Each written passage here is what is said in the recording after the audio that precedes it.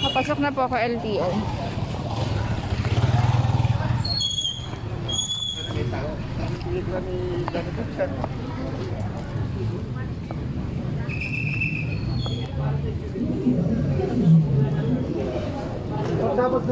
Excuse po. Panas after 1 month. Excuse me.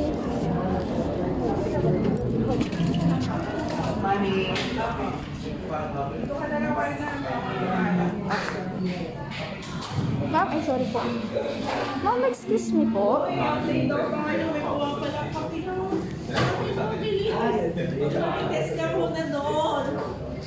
Ma'am, excuse. Wala man lang kasi mag-forward sa akin eh. Wala kang wifi. May pa-report.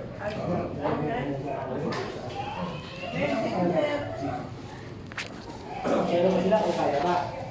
Ano, kaya ba ako? Kaya. Jeep! Jeep! May level na. Kaya tanong mo sila kung kaya ba? Ha? Kaya daw. Kaya? Hindi ako bawin na namin ako. Kaya daw mo eh. Hanggang sa na. Ma'am, excuse po. Di ba nag-ano ko na yung magre-renew ng license? Ako. Eh, may pinasa ko, di ba ma'am, na papel na online examination.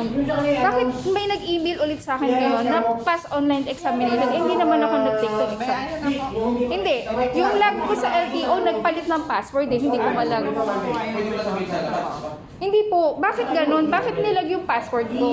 Bakit pinalitan yung password ko? Okay. Pwede nyo magpalitan ulit yan. Kasi Hindi. I mean, authorized ba talaga kayo na ilag yun? Muna ma'am, ganito po yun. Ha? Huwag po kayong magalit kaagad.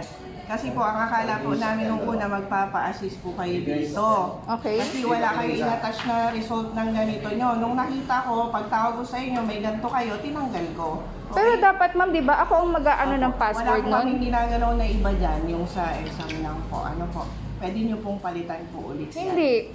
Pero nag-exam ulit ako ngayon. Hindi po kami po yung nag-exam para sa inyo. Oh. Tapos ngayon, initial interview, tinatanong mo ako kung napanood ko yung, ano, di ba? Opo. Kailangan po napanood nyo rin po yung video, ma'am. Maliban doon sa exam. Pero ang alam ko, yung password dapat kasi hindi yan pinapalitan. Naglalag ako dun sa portal ng LTO, hindi ako... Pinaliwanag ko na nga po sa inyo, ma'am. Allowed kayo na mag-log in behalf ng tao na nakapangalan dun sa account? Ano bang fan? Alam namin hindi kami allowed, ma'am. Kaya lang nga, ang fan dyan, pag nag-passes kayo, kami na po yung gumagawa ng exam. Ano po? Parang ang labo naman yata. Kayo yung magsasagot ng exam? Sana po, inagas niyo yung po. Hindi ma'am. Dapat kasi nagtanong ako sa friend ko bago ako nag-apply ng renewal ng ano. Ikaw ba lang to? Ano ang pinag-argumentuhan nyo? Regarding password? Yes sir. O kasi yun yan, intended para doon sa mga ano na, tricycle drivers, yung mga PUV drivers natin na walang mga email address, sabi ng mga ano, wala kang ganyan cellphone. So yun para sa kanila. Hindi sir. Kaya gagawin sila ng email. Kasi parang sa safety na din ng tao, di ba? Yung account ng tao. Kumbaga, ako naka-login ako, naka-create na ako ng account ko. So nag-try ako, hindi. Nagpalit ng password ma'am eh. Kung hindi siya pinakailaman, bakit siya nagpalit ng password? Para mag-proceed yung license, yung para maka-access sa portal. Hindi para mapakialaman or kung ano man yung tungkol sa mga sarili mo. Kasi kaya ka nga binigyan ng ano para mag-create ng password para sarili mo lang yun, hindi yung ibang tao yung nakaka-login ng account mo. Ano, hindi lang ikaw ay may ganyan kasi dito. May mga na-encounter na tayo ganyan. Pero rest assured na hindi mangyayari mapakialaman niya kasi sa dami ng ginagawa nila araw-araw, hindi mo na naiintindihan ko yung mga password. Para lang yung sa trabaho nila. Para lang yan sa mata-access Tapos niya. sasabihin pass the exam na hindi man lang nag-take ng exam. Samantalang yung pinasa ko sa kanila, nag-take ako ng exam kahit hindi ko... Hindi ko in-attach kanina yung result niyo, ma'am. Kaya hindi namin alam na... Hindi, bakit may ibang nag-take ng exam? Sa amin na nag-total account na po kayo, ma'am. Hindi, bakit may ibang nag-take ng exam? Ba't may nagsagot? Ako po yun, ma'am. O yun nga, ibig sabihin, nire-represent Ito, ipapaliwanag ko sa inyo, pinaliwanag ko na kanina para ayaw nyo akong pamilyan. Kasi ang akala namin, magpapasis po kayo Okay, magpapa-assess ako pero hindi ako nagsagot. Ngayon, para mas mabilis, hindi na po namin kayo tatanungin pa. Kinukuha na lang po namin yung account nyo para po magawa namin na mas mabilis yung trabaho namin. Okay, nagpasa na ako ngayon tapos ngayon dininay mo. Pasensya na po, kung tingin nyo na violate po kayo pero wala po kami intention na gano'n. Ano po, gusto lang po namin mapabilis kayo, mapabilis po yung Okay, trabaho mapabilis namin. pero pinapabalik mo ako ng Monday kasi sabi mo dapat Kasi napabalik. po, hindi po kayo nakapag-undergo ng driver's license renewal course. Kailangan din po yun para po ma-process yung license nyo. Ano po?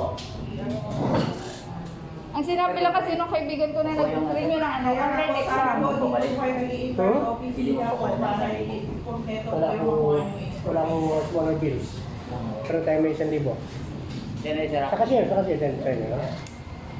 Okay. So, wala, nothing to worry about naman. Wala namang mga ganyang issue rito. Hindi kaya i-resolve.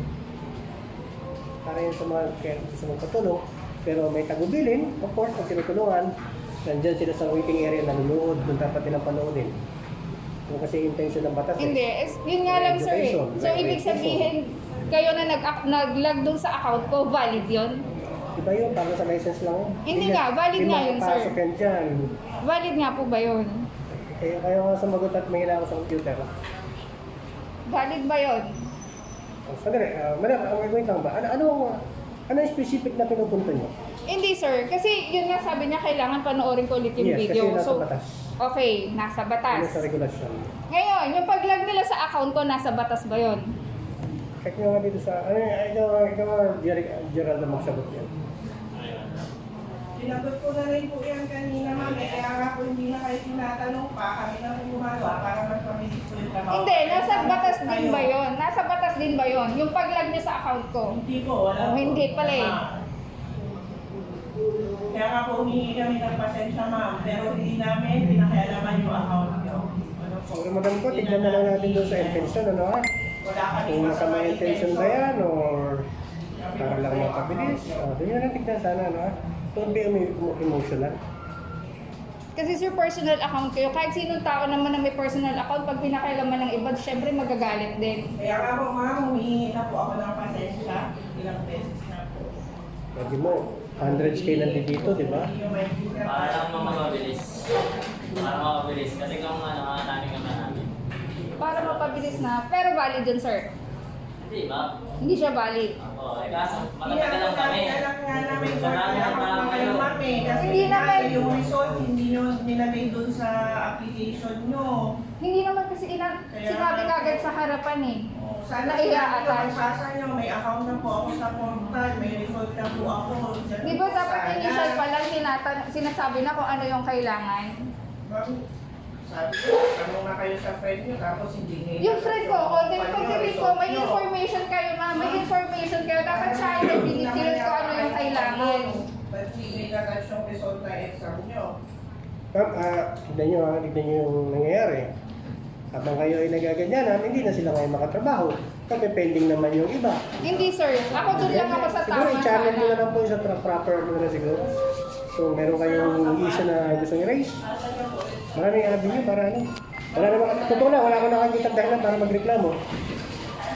Feeling mo na kasi na violate yung account mo, feeling mo lang yun. You may be wrong, you may be right. Pero ina-assure ko sa inyo, wala silang pakialam sa mga account. Kung hindi naman para lang sa trabaho na yan. Sige sir. Kaya humingi ng expense sa'yo. Sana lang tanggapin mo.